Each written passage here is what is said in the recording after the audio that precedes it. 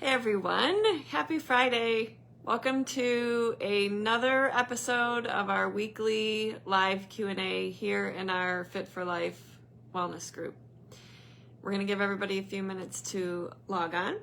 A gentle reminder, this is meant to be an interactive talk, so should you have any questions, please share them in the comments section below this video. If for some reason I don't see them during the live broadcast, I'll always come back and answer them. I'd love to know who hops on, so if you are watching this live, be sure to say hello in the comments below. And if you catch it on a replay, be sure to type the word replay below so that I can know who's taking time to watch this video. Today we're going to answer the question, why does my shoulder hurt? I recently had a patient in the office and her question was, really, why does my shoulder hurt? Like, I didn't do anything to my shoulder. Not that I can think of, no specific injury, but like I can't throw a ball with my son. And actually that's quite a common question. So today we're going to answer the question, possibly why does my shoulder hurt? Honestly, the shoulder is kind of a fun joint to treat, in my opinion. It's when we talk about a joint, there's two basic categories or characteristics of that joint. One word is stability and the other word is mobility, and they go against each other per se. So if you have a very stable joint like the knee, it's not very mobile. It only goes in two directions. The shoulder joint, however, is a very mobile joint. There are a lot of different directions that shoulder moves. Because it's very mobile, it's not very stable. Therein lies the problem with the shoulder. Because it is a very mobile joint, it relies almost solely on connective tissue and soft tissue, your muscular support, for stability. And that places it at very high risk for injury due to everyday wear and tear. Also, you have heard me say, due to posture stresses and strains over time. So we need to make sure we address a few things to keep the shoulder healthy. I'm going to give you a little bit of an analogy that I like to use when I'm educating a patient who is seeing me with a shoulder problem. I need to get some models for you guys when I'm teaching you. The shoulder is a ball and socket joint. The socket is made up of the shoulder blade, and the head of the humerus makes up the ball. So it's a ball sitting in a socket joint. And in a normal world, our bodies are a machine. If you consider that my elbow is going to be my hand for the demonstration, for the hand to go up, the normal mechanics of a ball and socket joint are that the head of the humerus needs to go down in the socket. So looking at the shoulder, if this was my shoulder, the muscles of the rotator cuff support the shoulder, and they sit on the back side of the shoulder. So your shoulder blade back here, this is where the muscles of the rotator cuff sit, and they actually come through and attach right in the front of this ball and socket in the front of the shoulder. Collectively, the function of the rotator cuff, all the muscles together they function to push the head of the humerus down in the socket when the head comes up, when the hand comes up.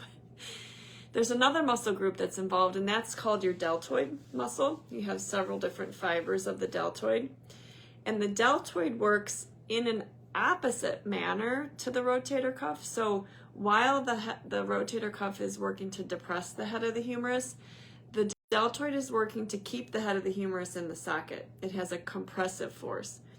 What happens from posture and wear and tear and stress and strain is that if the muscles of the rotator cuff start to get a little bit injured or weak, then that deltoid kind of takes over.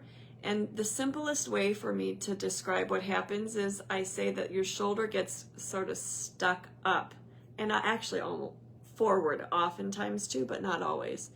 And so then when you are attempting to raise your arm up over your head, you've got faulty workings of the rotator cuff and an overactive deltoid, and your shoulder is getting impinged. The word is commonly used as a rotator cuff impingement at the top of the shoulder.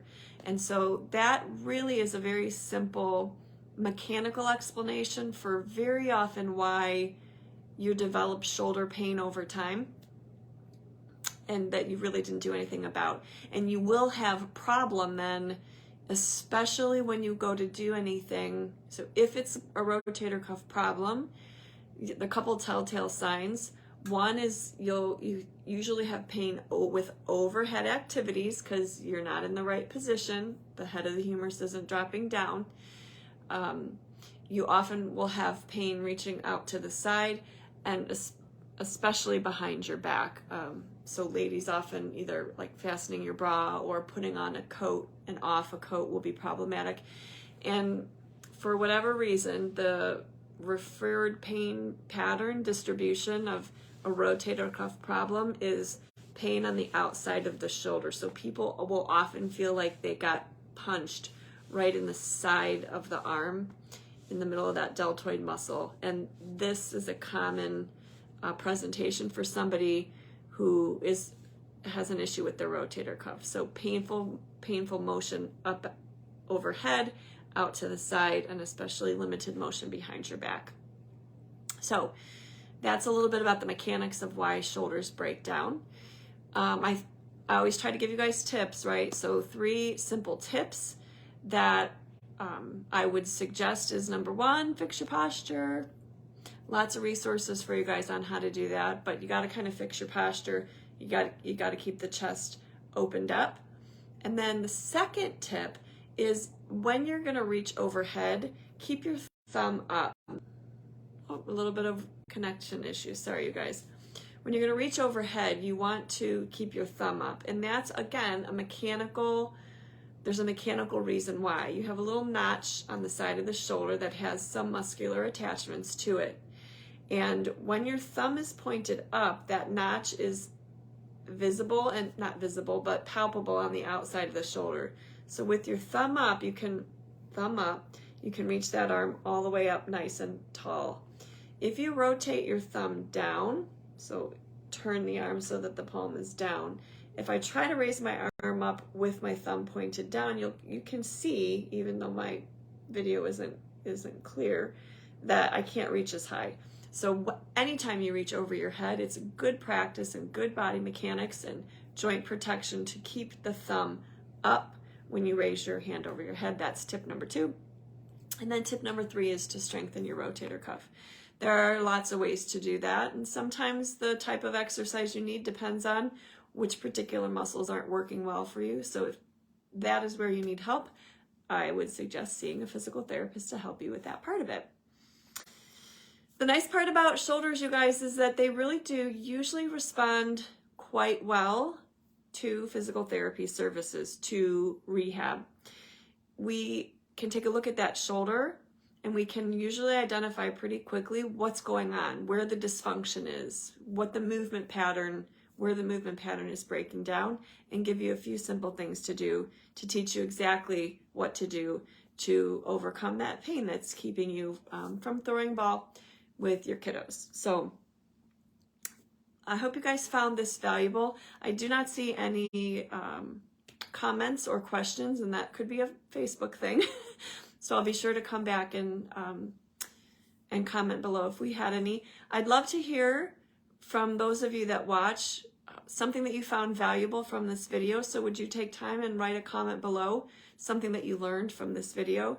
And if you ever want us to take a look at a shoulder, if you're having a specific pain problem, then we invite you to give our office a call, 440-340-3717, or use the Ask About Availability form. You can find that below this video, or by heading over to our website. Thank you guys for joining. I hope everybody has a great day, and I thank you for trusting me to help keep you fit for life.